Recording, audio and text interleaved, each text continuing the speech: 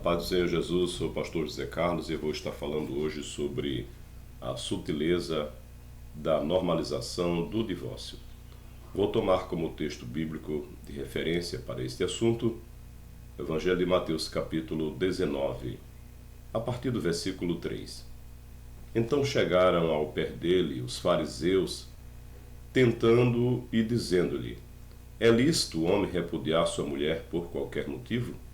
Ele, porém, respondendo, disse: não tendes lido que no princípio o Criador os fez macho e fêmea? E disse: portanto deixará o homem pai e mãe, e se unirá à sua mulher, e serão dois, uma só carne. Assim, não são mais dois, mas uma só carne. Portanto, o que Deus ajuntou, não separe o homem. Disseram-lhe eles: então por que mandou Moisés dar-lhe carta de divórcio e repudiá-la? Disse-lhes ele: Moisés, por causa da dureza do vosso coração, vos permitiu repudiar vossa mulher, mas ao princípio não foi assim. Eu vos digo, porém, que qualquer que repudiar sua mulher, não sendo por causa de prostituição, e casar com outra, comete adultério. E o que casar com a repudiada, também comete adultério. Durante esse trimestre, nós estamos estudando sobre os ataques contra a Igreja de Cristo. Já tivemos a oportunidade de estudar 3 lições, e elas sempre estão enfatizando as sutilezas. A sutileza tem a ver com algo que vai acontecendo bem sutil, bem devagar, né? É qualidade ou caráter do que é sutil. É algo que vai de forma bem leve, bem macio, penetrando, e principalmente no seio da Igreja do Senhor. Então essa expressão sutileza, não é? E voltada também aqui para as muitas manobras que o inimigo faz para destruir a Igreja do Senhor Jesus. Estudamos as sutilezas de Satanás contra a Igreja de Cristo, sutileza da banalização da graça, a sutileza da imoralidade sexual e agora a sutileza da normalização do divórcio. Vamos entender esse assunto de acordo com a Bíblia Sagrada. Primeiro tópico desta lição, nós temos o seguinte: o divórcio no contexto bíblico, não é? Como vamos entender isso de acordo com a Bíblia? O que a Bíblia fala para nós sobre esse assunto? O que a Bíblia fala para nós sobre divórcio no Antigo Testamento e também no Novo Testamento? No Antigo Testamento, se nós pegarmos o texto de Gênesis, capítulo 1, a partir do versículo 27, nós vamos entender que o casamento, na verdade, deveria, e é a vontade de Deus, que seja monogâmico e também vitalício, né? Um homem para uma mulher para um homem, e que não deva ser dissolvido. Esse sempre foi o plano de Deus. Encontramos também o profeta Malaquias, que afirma que Deus odeia o divórcio. Malaquias, no capítulo 2, versículo 16. Contudo, em certos casos, o divórcio era previsto, e em outros aparece como uma permissão. Como um texto que é bem complexo, é o texto de Deuteronômio 24, versículo 1 a 4. Esse texto afirma que uma das condições para o divórcio era o marido encontrar a coisa feia, essa expressão, na esposa, certo? E isso, geralmente, houve várias discussões para entender o que seria isso, coisa feia, né? Possui aqui o sentido de nudez ou coisa vergonhosa. O texto não especifica o que significa essa expressão. Isso se deu margem para uma série de debates pelas escolas rabínicas que interpretavam de diferentes modos. No entanto, fica claro que não se tratava do adultério, que no tempo de Moisés era punido com a morte, né? De acordo com Deuteronômio capítulo 22, versículo 22, quem estivesse adulterando deveria morrer. Fica claro também que após o divórcio, a mulher poderia casar-se com outro homem e que nesse caso ela não estaria cometendo adultério, né? Visto que ela recebeu da parte daquele marido uma carta de divórcio porque ele encontrou algum motivo para assim o fazer. Agora, no Novo Testamento, no texto de Mateus, no capítulo 19, Jesus mostra que o plano original de Deus é que o casamento dure para toda a vida, de acordo com o versículo 4 até o versículo 6, né, dessa nossa leitura. Ele diz: Não tendes lido que no princípio o Criador fez macho e fêmea?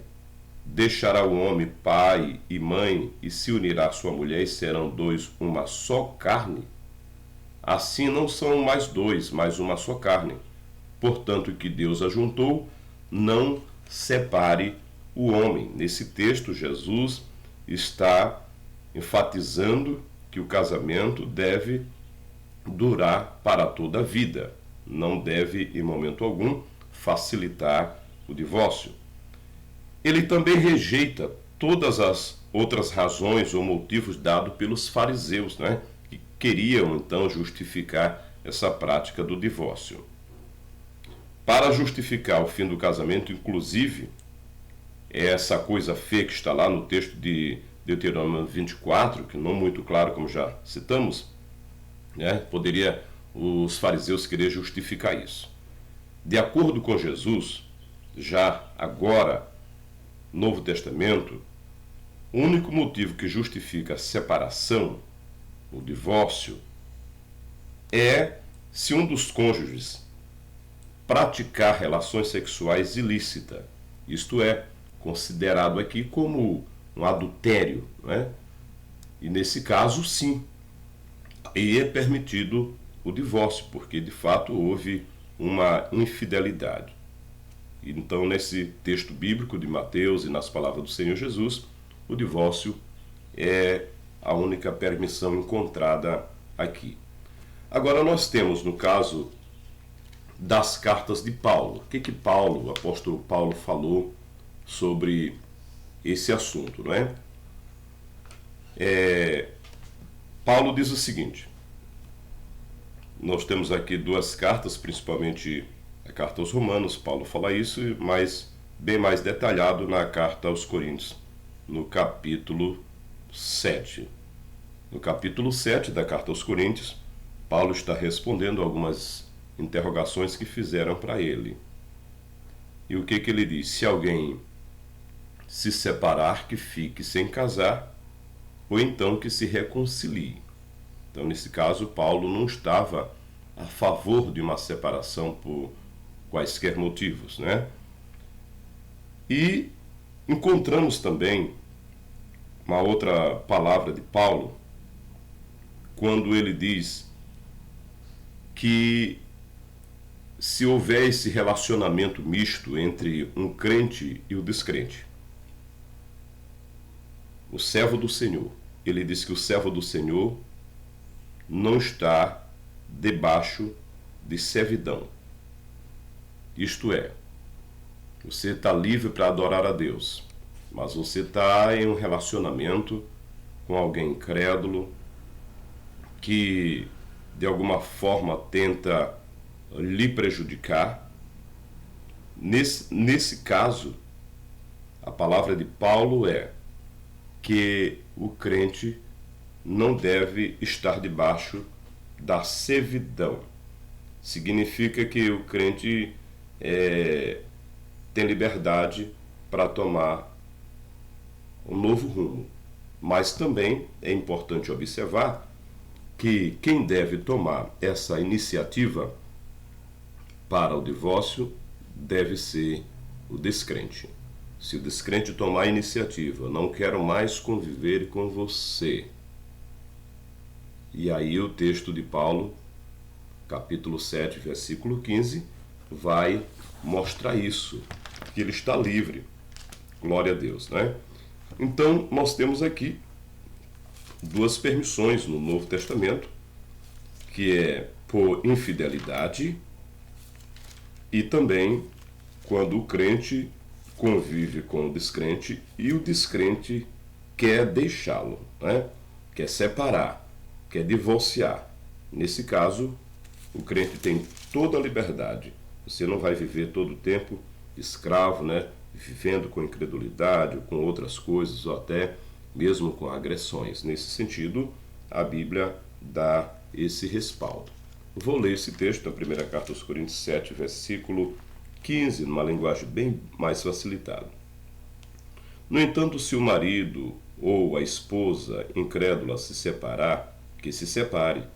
Em tais casos, o irmão ou irmã não deve insistir que o outro fique, pois Deus nos chama para vivermos em paz e harmonia. Glória a Deus. Então, com base no Novo Testamento, nós temos esses dois textos de Paulo e de Jesus, que fala sobre isso. Também é importante que declarar o seguinte: a declaração de fé das Assembleias de Deus reconhece a legitimidade de um novo casamento quando o motivo do fim do primeiro casamento foi adultério. Prosseguindo em relação à questão do divórcio, nós vamos entender sobre o divórcio no aspecto legal e o divórcio no aspecto moral. A legislação brasileira já foi muito mais rígida com respeito ao divórcio. Contudo, nas últimas décadas, as razões que justificam o divórcio podem ser várias. A partir da Constituição de 1988, passou-se a permitir divorciar-se, recasar quantas vezes fosse preciso. No aspecto legal da legislação brasileira, é muito fácil alguém se divorciar e se casar novamente. Mas precisamos entender sobre o aspecto moral. Além do aspecto legal do divórcio, como cristão, necessitamos saber seu aspecto moral. Para um descrente, qualquer razão ou motivo justifica a prática do divórcio e um novo casamento. Mas o cristão deve perguntar isso é moral? O Estado garante o seu aspecto legal. Contudo, a Escritura define seu aspecto moral. Trocar a esposa por uma mais jovem, ou abandonar o marido por um mais rico e famoso, são práticas normais no mundo e que contam com o amparo legal do Estado.